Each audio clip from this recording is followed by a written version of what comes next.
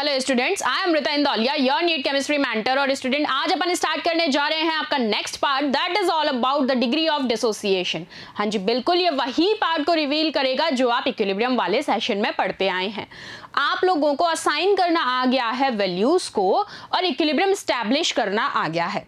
अब सिर्फ और सिर्फ आपको डिग्री ऑफ डिसोसिएशन में क्या चेक करना है कि हम उन केमिकल रिएक्शंस पे इसको अप्लाई करेंगे जहां आपको डिसोसिएशन का कॉन्सेप्ट देखने को मिलेगा, और वहां आपको सिर्फ चेक करना है तो नंबर ऑफ मोल्स कैसे चेंज हो रहे हैं उसके रिस्पेक्ट में वैल्यूज असाइन करनी है। तो चलिए स्टार्ट करते हैं सेशन को, that is all about degree of dissociation. आइए, सबसे पहले इस टर्म को समझना है कि एग्जैक्टली इस शब्द का मतलब क्या है। अब डिसोसिएशन वर्ड तो समझते हैं, मींस ब्रेकेज। जहां पर आप देखेंगे टूटना, किसी चीज की बात करेंगे, और ये सारा टूटना रोना धोना कहां पर देखना है? केमिस्ट्री में, केमिकल रिएक्शन के अंदर। तो चलो, इसका रिप्रेजेंटेशन क्या होता है, आप इसको डिनोट करते हैं अल्फा से। ठीक है, ये एक्टिव मास वाला टर्म नहीं ले रही हूं मैं, अभी सिंपल ब्रैकेट में बताया है, that is represented by alpha. Now, the degree of dissociation of a substance at particular temperature. Must condition is what? Temperature, क्योंकि chemical reaction है तो thermal requirements तो होंगी ही। Temperature is defined as a fraction of total number of moles dissociated into simpler molecules at that particular temperature।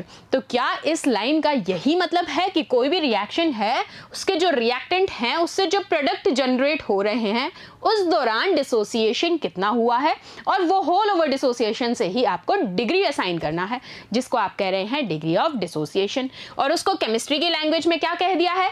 सिर्फ इतना सा बात है, fraction of total number of moles dissociated into what? Simpler molecules.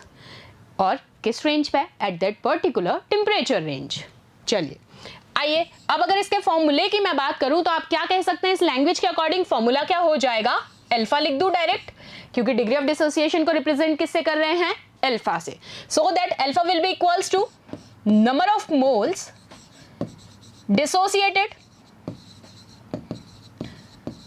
Number of moles dissociated upon total number of moles.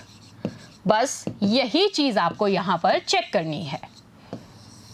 तो चलो, ये बात समझ में आ गई? Please note it down. So आप कहते हैं degree of dissociation can be calculated from vapour density measurements also. इस चीज को भी अभी यहां पर अपन रिलेट करेंगे। कैसे करेंगे मैं बताऊंगी, वैसे उन सब्सटेंस के लिए जिनके अंदर आप मोल्स में चेंज देखेंगे। चलो, अब 1 to 1 क्या एग्जाम्पल से हम स्टार्ट कर लेते हैं। सबसे पहले मैं एग्जाम्पल ले रही हूं आपके पास PCl5 के डिसोसिएशन का। अब अगर PCl5 को मैं ब्रेक करूं, डिसोसिएट करूं, तो किस में टूटेगा? PCl3 और Cl2। ये तो शुरू से पढ़ते आ रहे हैं, हमें ये तो नॉलेज है। अब यहां अप्लाई करना है अपना वही डिसोसिएशन का फॉर्म। अब इनिशियल में अगर मैं मोल्स चेक करूं इसके, अभी रिएक्शन जस्ट स्टार्ट हो रही है, ठीक है, प्रोसीड नहीं हो रही है। I am talking about in the initials. तो इनिशियल में अगर मैं मोल्स लेती हूं तो ये जो मेरा PCl5 है दैट इज अ रिएक्टेंट। तो मैंने कहा लेट अस अज्यूम कि इसका 1 मोल है, यू कैन से X ऑल्सो, यू कैन से 10, वॉट एवर यू वॉन्ट। तो आपने कहा मैंने यहां ले लिया 1 मोल। अभी रिएक्शन जस्ट स्टार्ट हुई है तो प्रोडक्ट तो जनरेट होना ही शुरू नहीं हुआ। तो आपने कहा जो प्रोडक्ट का फॉर्म है वो अभी क्या है? इनिशियल्स में 0 and 0। अभी जस्ट हमने अस्यूम किया है। अब मैंने बोला कि जब जैसे ही हम डिसोसिएशन यहां कराते हैं, यानी कि रिएक्शन फेवर की है, अब रिएक्शन जैसे ही प्रोसीड करेगी तो देन आफ्टर अ डिसोसिएशन इनके मोल्स में चेंजेस आएंगे, बिल्कुल आएंगे। तो रिएक्टेंट के मोल में जो चेंज आता है आप कहते हैं दैट इज 1 माइनस अल्फा। अब ये 1 माइनस अल्फा कैसे आया? ये अल्फा ऐसे आया क्योंकि आप डिग्री ऑफ डिसोसिएशन को किससे रिप्रेजेंट कर रहे हैं? अल्फा से। बात किसके रिस्पेक्ट में चल रही है? PCl5 के डिसोसिएशन के। तो मैंने माना अगर PCl5 का डिसोसिएशन इन सिंपल अल्फा है तो इनिशियल मोल्स में से अगर मैं उसको माइनस करूंगी तो वही तो उसके फाइनल मोल्स होंगे। तो यहां से आया आपका 1 माइनस अल्फा आफ्टर डिसोसिएशन। बात समझ में आ गई? अब कंफ्यूज नहीं होंगे कि यहां 1 माइनस अल्फा कैसे आया। अब ये जो डिसोसिएटेड प्रोडक्ट्स हैं इनके रिस्पेक्ट में बात की जाए तो हम कहेंगे इनका कितना मोल्स हो जाएगा? Alpha and alpha. ठीक है, अप्लाई कर देते हैं फॉर्मूले के अकॉर्डिंग। तो सबसे पहले क्या करोगे? टोटल नंबर ऑफ मोल्स निकालेंगे। आ जाओ, टोटल नंबर ऑफ मोल्स के लिए क्या करना है? तीनों को प्लस कर दो। फर्स्ट क्या है? रिएक्टेंट। कितना है रिएक्टेंट का? 1 माइनस अल्फा। पुट करो values. Then after product alpha and alpha. अगर मैं इसको होल ओवर कैलकुलेट करूं बेसिक मैथ्स के अकॉर्डिंग तो क्या मेरा रिजल्टेंट ये आ जाएगा 1 प्लस अल्फा, ये कैंसिल आउट हो गया, ये कैंसिल आउट हो गया, ठीक है। तो मेरे पास रिजल्टेंट क्या आ रहा है, दैट इज 1 प्लस अल्फा। अब देखो, अब यहां मैंने अभी आपको कहा था कि इसको हम वेपर डेंसिटी मेजरमेंट से भी चेक कर सकते हैं, तो क्या मैं इस पर वो अप्लाई करके देख लूं। तो मैंने आपको कहा let volume occupied by the vapour per moles be V litres. अभी मैं यहां कोई भी न्यूमेरिक वैल्यूज नहीं असाइन कर रही हूं, अभी हम सिंपल टर्म्स में एक बार इस चीज को समझ रहे हैं, देन आफ्टर हम लोग इनको एग्जाम्पल्स पे देखेंगे। तो अब देखिए, मैंने कहा वॉल्यूम जो है वो मेरा कितना है, वी लीटर्स है, और अगर इनिशियल वेपर डेंसिटी की यहां पर मैं बात करूं इन द इनिशियल्स, तो क्या मैं उसको डी मान के ले चल सकती हूं, बिल्कुल। वेपर डेंसिटी को आप किससे रिप्रेजेंट करते हैं, डी से, या फिर आप कह सकते हैं रो। रोना नहीं है बैठ के, it's in symbolic representation for vapour density, that is rho, ठीक है। तो ये लीजिए, अब इसको अगर मैं असाइन कर दूं, एक तो इनिशियल और फिर इसको भी आपको आफ्टर डिसोसिएशन भी देखना होगा, तो मैंने इनिशियल वाली ले ली कैपिटल डी, ठीक है, क्योंकि वेपर डेंसिटी के रिस्पेक्ट में बात कर रही हूं, और मैंने आफ्टर डिसोसिएशन ले लिया स्मॉल डी। कोई दिक्कत होपफुली नहीं होगी। तो क्या मैं वेपर डेंसिटी को अगर वॉल्यूम के रिस्पेक्ट में चेक करूं तो क्या ये इनवर्सली प्रोपोर्शनल होगी, बिल्कुल होगी। तो आप इसको लिख सकते हैं that is D is directly proportional to 1/v, and after the dissociation आप उसकी वैल्यूज रख दीजिए। मैं आफ्टर डिसोसिएशन वाले लिख देती हूँ 1/1 प्लस अल्फा v, यही होगा। अब दोनों को रिलेट कर लूँ एक बार, यहां तक चीज समझ में आ गई है। हमने इनिशियल के मोल्स देख लिए, आफ्टर डिसोसिएशन के मोल्स देख लिए, देन आफ्टर हमने वेपर डेंसिटी के अकॉर्डिंग इसको अप्लाई किया है, ठीक है।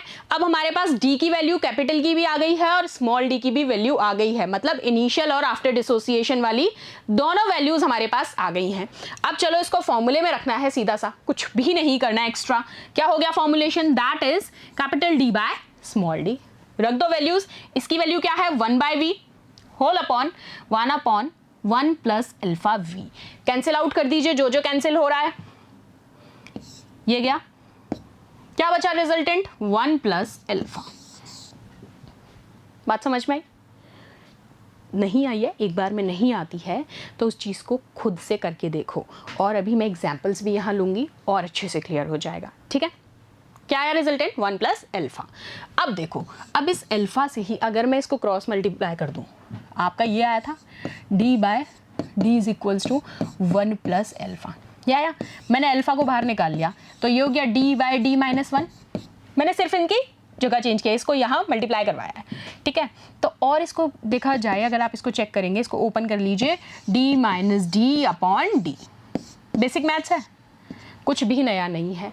अब यहाँ पर मैं आपको कह रही हूँ कि वेपर डेंसिटी के अकॉर्डिंग मेरा मॉलिक्यूलर वेट कितना है 2, as molecular weight is equals to 2 into vapour density होता है, ठीक है। तो अब आप कह सकते हैं कि जो अल्फा होगा वो क्या हो सकता है, ऑल्सो हम हर तरीके से इसको रिलेट करके चल रहे हैं। सबसे पहले हमने बेसिक नंबर ऑफ मोल्स के अकॉर्डिंग बात की, फिर हमने उसको वेपर डेंसिटी से अप्लाई किया, अब हम इसको थ्योरेटिकल और ऑब्जर्व्ड मॉलिक्यूलर मास के अकॉर्डिंग भी चेक करेंगे। तो क्या मैं उसकी रिप्रेजेंटेशन MT और MO से दे सकती हूँ, T is for theoretical and O is for observed, कोई दिक्कत नहीं है। मॉलिक्यूलर मास के लिए मैंने लिया कैपिटल M। तो फॉर्मुलेशन क्या हो जाएगी, alpha is equals to MT minus MO whole upon MO। अब ये चीज आपको अभी बता दिया मैंने कि MT क्या है, थियोरेटिकल मॉलिक्यूलर मास है, and MO is your observed और you can say experimental molecular mass. अब इसमें ये वैल्यूज रख दूं, अल्फा की जो वैल्यू आई है इसको मैं यहां रिप्लेस कर दूं। चलो, तो यहां से अब मैंने जब इसको प्लेस करूं तो क्या मेरे पास m0 आ जाएगा, दैट मीन्स ऑब्जर्व भी निकल जाएगा from the mass of definite volume of the vapour at a particular temperature. यहां तक अब आपने 3 चीज रिलेट कर ली हैं। अब इसको मैं लेके जा रही हूं आइडियल गैस के ऊपर। क्या थी ideal gas equation, PV is equals to nRT, और यहां पर ये नंबर ऑफ मोल्स के चेंज को ही आप इनिशियल और आफ्टर डिसोसिएशन के रिस्पेक्ट में चेक कर रहे थे। तो क्या मैं इस n का कन्वर्जन W बाय m0 कर सकती हूं, 0 नहीं है, O है, that is observed W upon MORT। वो तो गैस कांस्टेंट, वो टेम्परेचर है ही, ठीक है। होल ओवर चेक कर लो, तो यहां से आपका MO निकलता है W by V into RT by P nRT के रिस्पेक्ट में चल रही है, और इसको मैंने क्या कहा था, रो वेपर डेंसिटी अपॉन पी कर लेंगे। होल ओवर फॉर्मूलेशन आ गई, कोई दिक्कत है नहीं। देखो मेरे करा देने से, मेरे 4 बार बता देने से भी तुमको तब तक चीज़ क्लियर नहीं होगी जब तक खुद से उसको बेटा कैलकुलेट करके नहीं देखोगे।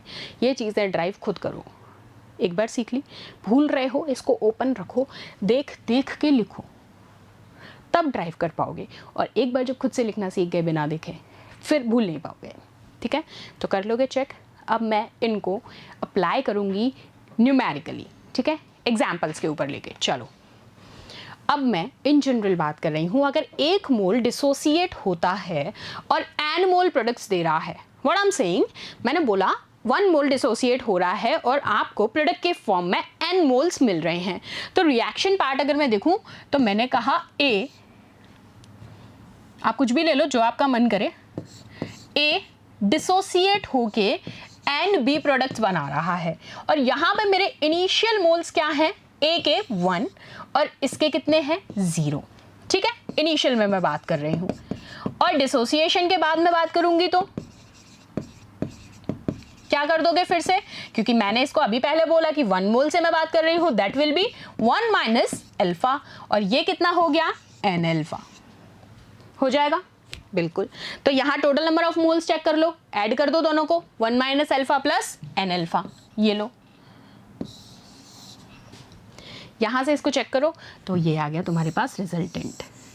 अब फिर से इसको वही वेपर डेंसिटी वाले में रिलेट कर लें, लो मैंने सीधा फॉर्मुलेट कर दिया, D by D equals to क्या आ गया दिस। चलो अब यहाँ से अल्फा निकाल लिया, अब इसी अल्फा को कहाँ थियोरेटिकल और ऑब्जर्व्ड वाले में भी रख दो, वैल्यूज हमारे पास सारी हैं, क्या चलता रहेगा सिर्फ n-1, तो कर लोगे। इस तरीके से सारे के सारे आपको निकालना आने चाहिए, बिल्कुल। एग्जाम में आप कहेंगे कि मैम ये तो इतने बड़े डेरिवेशंस थोड़ी देगा, इतने बड़े डेरिवेशन करने को नहीं देगा, लेकिन ऑप्शन में आंसर देगा, आपको वो डेरिवेशन का पीछे का पता होना चाहिए कि डेराइव हुआ कैसे है, ठीक है। तो ये है आपका डिग्री ऑफ डिसोसिएशन। चलो एक दो एग्जाम्पल्स और अपन करते हैं जिससे आपको और थोड़ा सा क्लियर होगा। मैंने कहा एक रिएक्शन ली, क्या है वो, 2 of NH3 gives N2 + 3H2 पढ़ रखी है अमोनिया वाली, ठीक है। मैं इनिशियल में मैंने मोल्स कहा है NH3 के A इसके, and x moles of NH3 dissociation at equilibrium, ठीक है, A, और आफ्टर डिसोसिएशन क्या बोला है x। तो चलो चेक करते हैं। सबसे पहले मैं इस NH3 की रिएक्शन लिख ली, इनिशियल में मोल्स साफ बोला है A, तो इन दोनों के तो 0 हो गए, सेम वही चीज़ चल रही है। और आफ्टर डिसोसिएशन क्या बोला है A, और डिग्री के रिस्पेक्ट में बात चल रही है तो क्या हो जाएगा अल्फा। तो क्या मैं A का 1 माइनस अल्फा से मल्टीप्लाई करा सकती हूँ, बिल्कुल करा सकती हूँ। लैंग्वेज में अपने को गिवन है कि A मोल्स है आफ्टर डिसोसिएशन, तो ये लो, ठीक है। अब प्रोडक्ट के रिस्पेक्ट में चेक करोगे तो क्या कहोगे, for N2 and thrice of H2, तो ये क्या हो गया A अल्फा बाय 2, और यहाँ कितने मोल्स हैं, 3 मोल्स हैं, कितना हो गया 3A अल्फा बाय 2। मोल्स जितने गिवन है उतने ही लेने हैं, ठीक है। या फिर दूसरी टर्म में अगर इसको लिखा जाए, या तो आप इसको ऐसे रिप्रेजेंट कर लीजिए, या फिर आप इसको A और X के टर्म में ले लीजिए। सिंपल X टर्म में लेते हैं तो यहाँ कितने मोल्स हैं, ट्वाइस, तो आपने लिखा A माइनस 2x डैश, अलग रिप्रेजेंटेशन में दे रही हूँ, और यहाँ इसको आपने कहा x dash and 3x dash. किसी भी फॉर्म में लिख लीजिए, आंसर सेम आएगा, ठीक है। अब आपको दोनों फॉर्म्स लिखना आ गई हैं, दैट इज इंपॉर्टेंट कि हमें दोनों फॉर्म्स लिखना आनी चाहिए, कैसे हमने इसको यहाँ पर डिराइव किया है, ठीक है। आ जाओ, अब यहाँ पे ये जो अल्फा आप लेके चल रहे हैं वो आपका क्या है 2x dash by A, this alpha, इसकी वैल्यू अपन रख देंगे। तो अब मैं यहाँ पर वही same cheese, total number of moles निकालने, सबसे पहले प्लस कर दो सबको, A minus 2x dash plus x dash plus 3x dash. तो होल ओवर अगर मैं चेक कर लूँ यहाँ से तो दिस माइनस दिस एक रह गया, क्या हो गया A प्लस 2x डैश, ठीक है। आ जाओ, अब यहाँ से NH3 के मोल फ्रैक्शन निकालने हैं। सबसे पहले रिएक्शन क्या है आपकी, ये रही, twice of NH3 gives N2 + 3H2।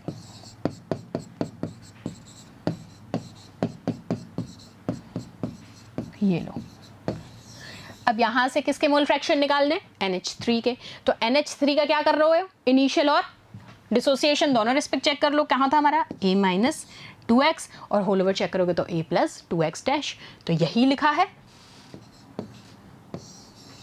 Same ऐसे N2 के चेक कर लो, उसके कितने थे x डैश, और H2 के केस में कितने थे, क्योंकि H के 3 मोल्स थे वहां पर, तो आपने कहा थ्राइस ऑफ H2, तो यहां पर इसलिए 3x लिया गया है। ठीक है, कर लेंगे। तो देखो हमने 1 to 1 पहले वैल्यूज असाइन कर ली है। यहां पर हम लोगों ने रिएक्शन के बिहाफ पे N2, H2 और ट्वाइस ऑफ NH3 तीनों के बेसिस पे हमने इक्वल इक्वल मोल्स पहले इनके असाइन कर लिए हैं। अब तुमको सिर्फ क्या करना है, Kp में इनकी वैल्यूज पुट कर दो, और Kp के अकॉर्डिंग तुम्हें फॉर्मूला लिखना आता है। Kp और Kc दो ही टर्म थी जो मैंने बार बार कहा था तुम लोगों से। C के रिस्पेक्ट में कंसंट्रेशन टर्म आएगी, P के रिस्पेक्ट में पार्शियल प्रेशर के रिस्पेक्ट में टर्म आएगी, तो यहां सिर्फ उन मोल्स को पुट कर दो, वैल्यू को आ जाओ। तो रिएक्शन के अकॉर्डिंग ये मोल्स, ठीक है, आपने रख लिया x dash upon a plus 2x dash, same वही प्रेशर कंडीशंस के अकॉर्डिंग। अब यहां आप कहेंगे कि 3 क्यों आ रहा है, थ्राइस ऑफ H2 था तो इसलिए यहां 3 आ गया, होल क्यूब चल रहा है। लास्ट में आपका कौन सा केस था, NH3 वाला, तो ट्वाइस ऑफ NH3 था तो आपने उस 2 को ले लिया, तो ये लीजिए a minus 2x dash upon a plus 2x dash. अब इसको पूरे को सॉल्व करके देखिए, 3 3 9, क्योंकि 3 का क्यूब है तो 27 आ गया x डैश स्क्वायर। और इसको जब आप क्रॉस चेक करेंगे, कुछ चीजें जो कट रही है वो कट कर दो, उसके बाद होल ओवर इसको सॉल्व करोगे तो तुम्हारे पास Kp का रिजल्टेंट वैल्यू आएगी, ये क्या आएगा, 27x dash square upon a minus 2x dash का square, then pt square upon a plus 2x dash का स्क्वायर। बिल्कुल चेक करके देख लो, Kp का रिजल्टेंट ये आएगा, कोई भी बड़ी चीज नहीं है। अभी तक तुम लोग सिंपल नंबर ऑफ मोल्स के अकॉर्डिंग निकाल रहे थे, अब तुम्हें थोड़ा सा रिलेशन बेसिस दे दिया तो लगा कि भाई फॉर्मुलेशन बड़ा आ रहा है तो बहुत ज्यादा ब्रॉड होने वाला है। बिल्कुल भी ऐसी चीज नहीं है, सिर्फ रिलेशन में वैल्यू पुट करनी है।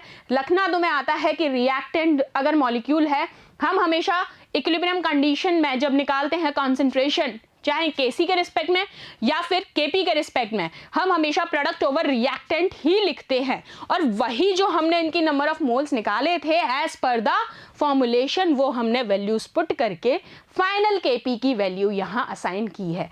एक बार खुद से कॉपी पे करके देखना, चेक करना कि सेम तुम्हारा भी रिजल्टेंट आना चाहिए।